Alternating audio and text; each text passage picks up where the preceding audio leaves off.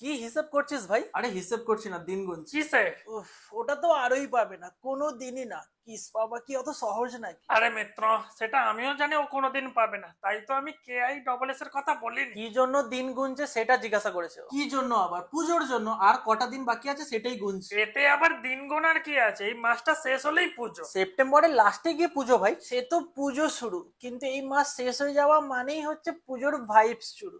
উফ, অনেক মজা হবে রে। মিত্র প্রিয়, কি প্ল্যান এবারে তোর? সেটাই তো ভাবছি ভাই, এবারেও কেউ বেরোনোর সঙ্গী নেই, কি করব কে জানে। আরে ভাই, সেরকম হলে রঞ্জনের সাথে বেরিয়ে পড়বি প্যান্ডেল হপিং করতে। না ভাই, ওর থেকে ভালো ঘরে বসে হোয়াটসঅ্যাপ স্ট্যাটাসে প্যান্ডেল হপিং করবো, অনেক ভালো। কেন রে প্রিয়, আমার সাথে কি বেরোনো যায় না? বেরোনো কেন যাবে না? ভয় তো তোর ওই গভীরকে, ভিড়ের মাঝে বলবি উফ অনেক গভীরে যাবে, ব্যাস প্যান্ডেল হপিং ওখানেই শেষ। কেন রে, মিত্রর জন্য এতটুকু সহ্য করতে পারবি না? তো তুই রঞ্জনকে নিয়ে বেরিয়ে পড়। একদম। হ্যাঁ রে, চল তো ললি, চুষতে চুষতে প্যান্ডেল হপিং করবো, ললিপপ। এই না রে, এবারে তো আমি পুজোয় ঠিক করেছি বাড়ির সামনের প্যান্ডেলে বসেই পুজো কাটাবো। পুরো সেই বয়স্ক বুড়োদের মতো ভাবনা। বয়সটাও কি কম হলো বল?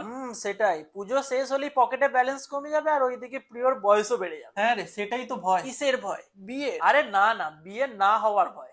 এদিকে ওর বয়সও বেড়ে যাবে আর বিয়েও হবে না আর। তোদের এইসব কথাবার্তার জন্য না মাথাটা আমার গরম হয়ে যায়। আর তোর মতো এক নম্বরের বোদা পাঁটার কথায় আমার মাথা গরম হয়ে যায়। কেন কাকু, প্রিয় আবার কি করলো? কি করেনি সেটা বল। যেটাও এখনো পর্যন্ত করেনি সেটা আপনার সামনে বলতে পারবো না কাকু।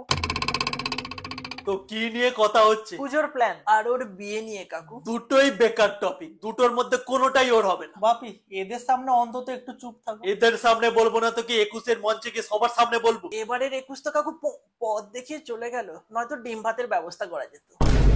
কি ভাই তোরা? এমন করছিস যেন আমরা কিছুই জানি না, হয়তো কাকুর থেকে বেশিই জানি আমরা। বাই দা ওয়ে কাকু, আপনি কেন বললেন প্রিয়র কিছু হবে না? তোর ফোন যে কেউ খুলতে পারবে? না, লক দেওয়া তো, আনলক করলে তবেই খুলবে। সেরকমই ওর ভাগ্য, 7 জন্মে কেউ আনলক করতে পারবে না। আর তোরা ভাবছিস ওর বিয়ে হবে? তোরা পারিসও বটে বাবা।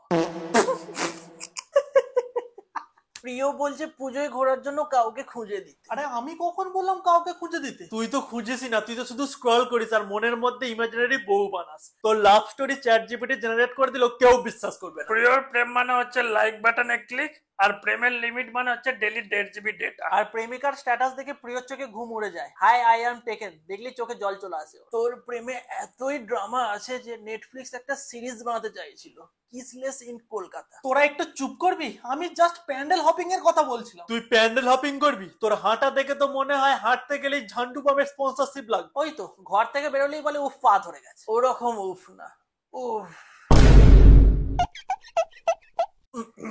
এভাবে ঘোরার থেকে গুগলে ইমেজ সার্চ করে প্যান্ডেল দেখা অনেক ভালো। প্যান্ডেল হপিং মানে শুধু জায়গা বদলানো না, মনের ভাইব বদলানো লাগে, কিন্তু প্রিয়র ভেতরে তো ভাইব নেই, শুধু ওয়াইফাই আছে। এনাফ, তোদের সাথে কিছুই শেয়ার করা যাবে না দেখছি। তোর মুখ দেখলে যে কেউ বলে দেবে তুই ভবিষ্যৎ বানাতে পারবি না, তুই শুধু মিমের নিজের ছবি বসাতে পারবি। হাকলা প্রিয়।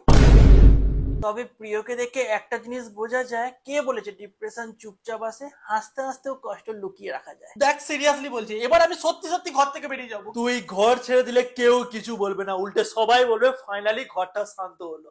আর যেদিন তুই বিয়ে করবি বলে বলবি সেদিন দলান ফাটিয়ে বাজ পড়বে, কারণ সেটাই হবে বিশ্বের শেষ আশ্চর্য। সত্যি কাকু আপনি দূর, ভালো লাগবে যেন, দূর। সত্যি কাকু, আপনি অনেক গভীরে রোস্ট করতে পারেন।